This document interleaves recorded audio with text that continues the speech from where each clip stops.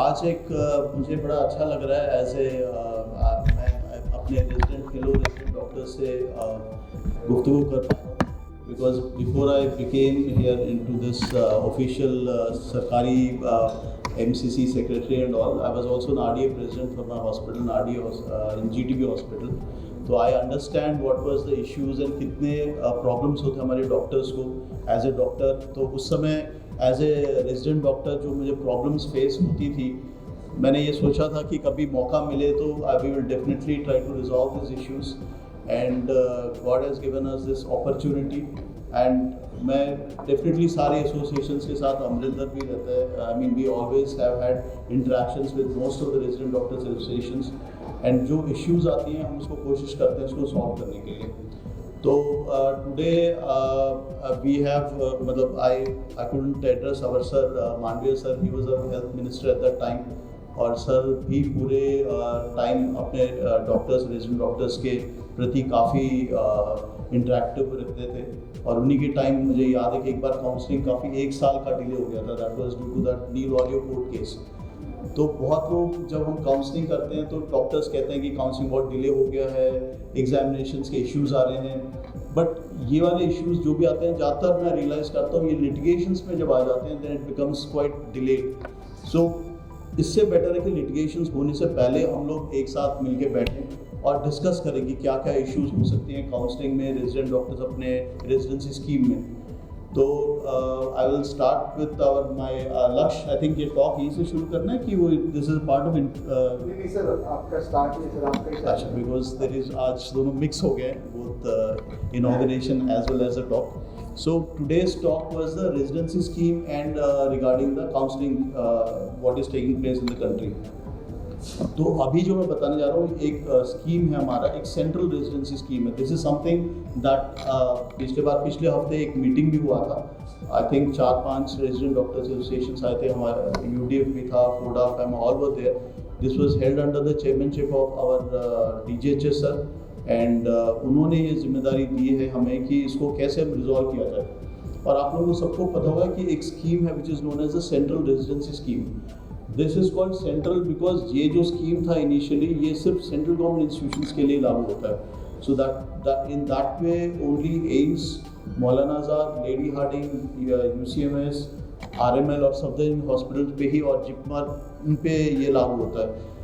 तो बट हमारे जो सारे एसोसिएशंस हैं उनका ये व्यू था कि this should be expanded to the whole India. The concept of residency scheme should be expanded to the whole India. तो ये एक्सपैंड करने के लिए मैं चाहता था आज डॉक्टर गंगाधर सर आते. इनफैक्ट मैंने भी till last month was secretary NMC also. तो हम लोगों ने वहाँ पे NMC में भी कोशिश किया, बिकॉज अल्टीमेटली कोई भी रेगुलेटरी चेंज लाना है it has to be through the NMC, national medical commission. हमारा जो ये रेजिडेंसी स्कीम है इस वक्त मिनिस्ट्री ऑफ हेल्थ के दायरे में आता है, and it is only related to the DGHS and the associated hospitals. इसलिए अगर जो one of the suggestions, one of the request from the resident organisations that it should involve all the college across the country including the private medical colleges, अगर वो possible है तो इसको हमें एक रेगुलेशन में या कोई चेंज ला के we have to put it in the NMC act, NMC के अंदर लाना पड़ेगा. उससे पहले it is restrict to purely the central government institutions. इसमें कुछ इश्यूज जो हमने तब डिस्कस किए थे, आई थिंक मोस्ट इम्पॉर्टेंट जो इश्यूज थे वाज रिलेटेड टू वर्क. बहुत सारे रेजिडेंट डॉक्टर्स का यही व्यू था कि जो वर्क कल्चर है, जो वर्क है हमारा, टाइमलाइन जो है वो एक स्पेसिफाई हो जाना चाहिए. अभी क्या है कि अंडरस्टैंड इवन हम लोग भी, I was mostly posted in casualty only जब मैं GTB में था, और हमें ये पता नहीं होता था हम लंच कब करेंगे, डिनर कब करेंगे. ब्रेकफास्ट हमारा लंच में होता था, लंच हमारे डिनर होता था, और casualty was the most intensive of all the departments. And वहाँ पे मैंने आई थिंक 8-9 मंथ्स में कैजुअलिटी में काम किया था, इवन एज ए JR. तो आई अंडरस्टूड कि मतलब one of the reasons was there was, as our DG sir was saying, there is not a clear cut hierarchy. एक जो first year, third year, second year, first year का जो academics का था उसमें equal distribution of work profiling नहीं था. तो कई बार होता था कि जब हम सीनियर बन जाते हैं हम सोचते हैं कि ये काम अपने जूनियर को दे देंगे, वो परकुलेट होकर लास्ट में जो फर्स्ट ईयर है उसी पे इफेक्ट आ जाता है. जैसे अभी देसाई सर से मैं डिस्कस कर रहा था तो ही बिकम्स ए हेड कांस्टेबल वाला काम हो जाता है. तो सारा काम, और जब वो सीनियर होता है then he will try to put the pressure on his juniors. So इसको ईयरमार्क करने के लिए we will have to define the work profile of all the years कि फाइनल ईयर में क्या काम होगा, सेकेंड ईयर में क्या होगा, फर्स्ट ईयर में क्या होगा, that has to be profiled. और दूसरा इसमें हमारा रेजिडेंसी स्कीम अभी एग्जिस्टिंग में जो है हमने प्रोफाइल किया हुआ है, it is that maximum of 48 hours and that per week that work culture has to be there and 12 hours से ज़्यादा it should not be continuously, उसके बाद ब्रेक मिलना चाहिए and there should be at least 1 weekly off in the whole week.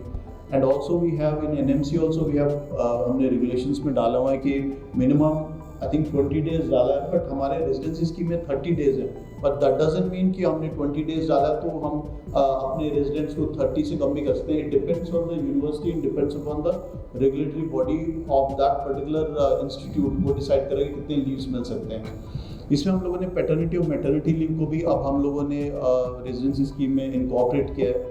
But the only issue is कि residency scheme आपको पता है जैसे एकेडमिक्स का है वो टेन्योर होता है, PG करना है तो वो 3 साल का टेन्योर करना पड़ता है। तो आप अगर ज़्यादा छुट्टियाँ लेते हो then of course you will have to complete that tenure because आपका ट्रेनिंग पीरियड कंप्लीट नहीं होता। So that is why that has to be there, that उस पीरियड को हम कंट्रोल नहीं कर सकते हैं। थर्डली उसमें अगर इसको वर्क आवर्स को डिफाइन करने के लिए हमने एक और सजेशंस भी सोचा था कि will have a monthly audit और 6 monthly audit in the hospitals. उसमें हम लोगों ने ये भी सजेस्ट किया था सारे एसोसिएशन ने कि उसमें इवन RDAs और उस पर्टिकुलर हॉस्पिटल का RDA and national RDAs can also be involve. तो अल्टीमेटली ये जो दायित्व responsibility it depends on the head of the institute.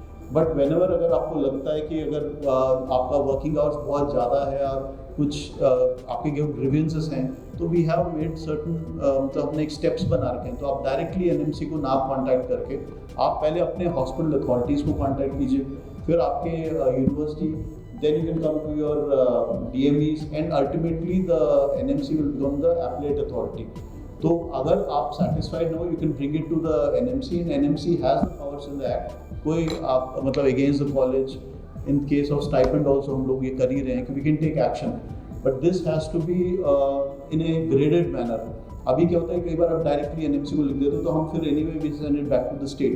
तो आप ग्रेडेड वे से करिए और ये हम एक मैकेनिज्म क्रिएट करने वाले हैं इन ऑल हॉस्पिटल्स। होपफुली ये हम लोग जो मीटिंग हुआ था मिनट्स बन गए हम लोग और we will give it to the ministry and ministry में अगर ये इनकॉर्पोरेट हो जाए then we will ask NMC to see to it that this is implemented. So ये सबसे इम्पॉर्टेंट चीज़ आपका वर्क आवर्स का था। सेकेंड हम लोगों ने फिर ये डिसाइड किया रिगार्डिंग योर थीसिस अलाउंस।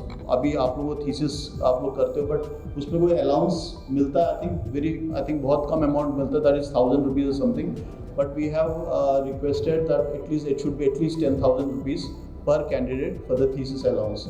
तो अभी फॉर्मुलेटरी स्टेज पे है, hopefully this will also be accepted.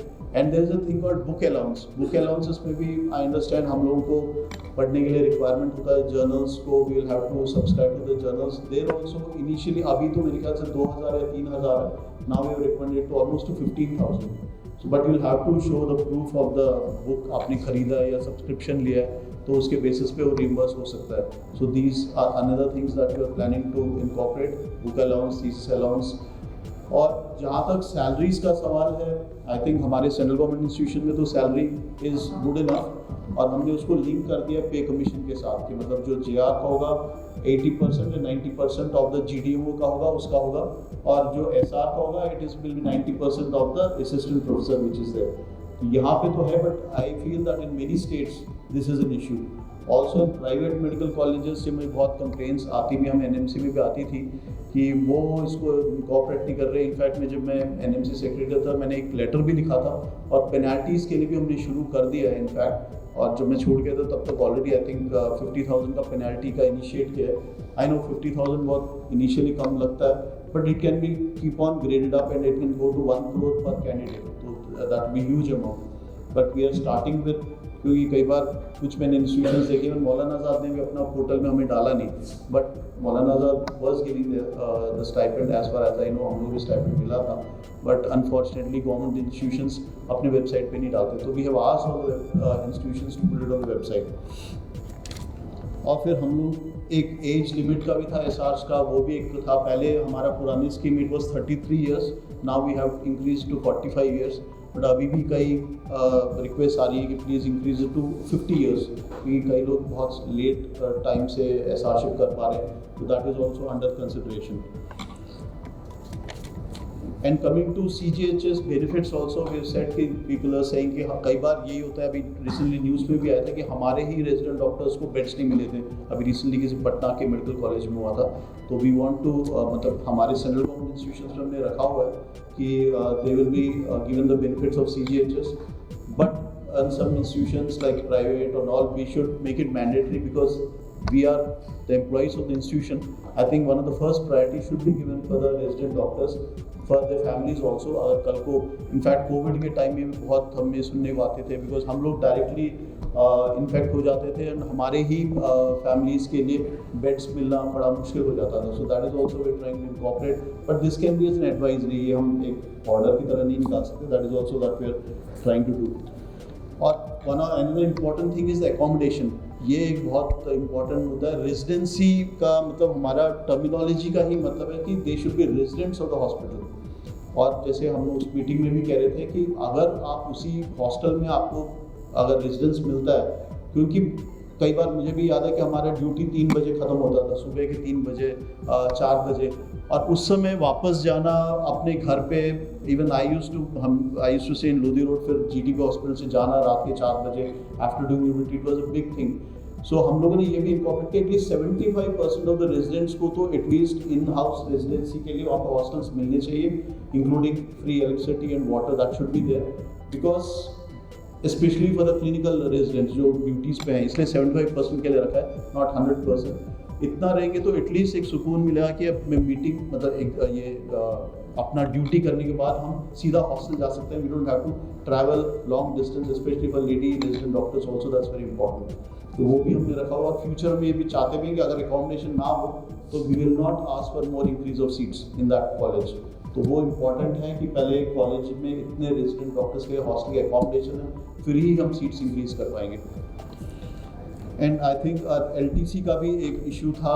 हम लोगों ने ये डिसाइड किया कि मतलब LTC for at least for the senior residents, 1 LTC for the home town में बी इनकॉर्पोरेटेड. ये हमारे ऑलरेडी रेजिडेंसी स्कीम है, बट लेकिन ये कैसे अक्रॉस द कंट्री इसको इनकॉर्पोरेट किया जाए, that is a very important aspect. और ये हम लोग सोच रहे हैं कि इसको NMC के साथ बैठ के, और आप लोग फिर से हम लोग एक और मीटिंग करेंगे with the resident doctors and will see how we can incorporate into the future aspects. और इसके बाद हम लोग अब काउंसलिंग की तरफ जाते हैं. Counselling is also one of the most important aspects of it. I think अभी एग्ज़ाम हमारा 4 जून को है. इसमें भी कई इश्यूज उठे हैं. 2 शिफ्ट एग्ज़ाम है, सिंगल शिफ्ट एग्ज़ाम है. That is under consideration the ministry. But एक इशू ये 2 शिफ्ट से 1 शिफ्ट में करने का, 1 शिफ्ट से 2 शिफ्ट में करने का है था कि नंबर ऑफ सेंटर्स NB कहता है कि उनके पास कम है. और अगर एक क्वालिटी लीकेज, क्योंकि लास्ट टाइम नीट का काफ़ी लीकेज का इशू हुआ था, तो उसको कैसे कम किया जाए, तो इसलिए वो सेंटर्स उन्होंने बढ़ाए हैं, मतलब कम किए हैं और शिफ्ट्स बढ़ गए. But we will see how it can be incorporated in the future. That is also I think one of the court cases also there. Let us hope what the supreme court says in that. और counselling का एक बहुत और बड़ा issue रहता है कि वो बहुत लंबा खींचता चला जा रहा है. पहले काउंसलिंग 2 महीने में ख़त्म हो जाता था, अब 6 महीने तक चल रहा है. तो स्टूडेंट्स आते आते हॉस्पिटल्स में it takes lot of time.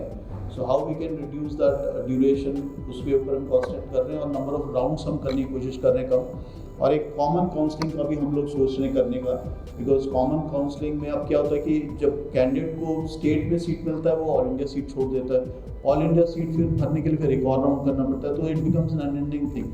तो एक सॉफ्टवेयर बनाने का हम सोच रहे थे. आई थिंक NMC भी रेगुलेशंस बना रहा है कि एक कॉमन काउंसलिंग हो, एक ही सीट में बैठे, उसको बोथ स्टेट से भी या और ऑल इंडिया से भी सीट, दोनों ऑप्शंस मिला जाए, ताकि at a time we can decide मुझे इधर जाना है कि उधर जाना है. And it will be time saving and also money saving, because उसको एक ही जगह से कॉन्सेंट्रेट करना है. वो भी अभी NMC रेगुलेशंस में लाने के प्लान में है. तो I think government is in the right direction. और आप लोग हमें इन्फॉर्म मतलब आप फीडबैक देते रहिए कि मतलब where we can correct it and how we can betterment of the counselling as well as the residency can be done in the future. So with this I thank you all, मुझे बुलाया आपने. And I hope ये further deliberations चलते रहेंगे and we will have fruitful residency scheme and a fruitful counselling scheme in the future. Thank you so much.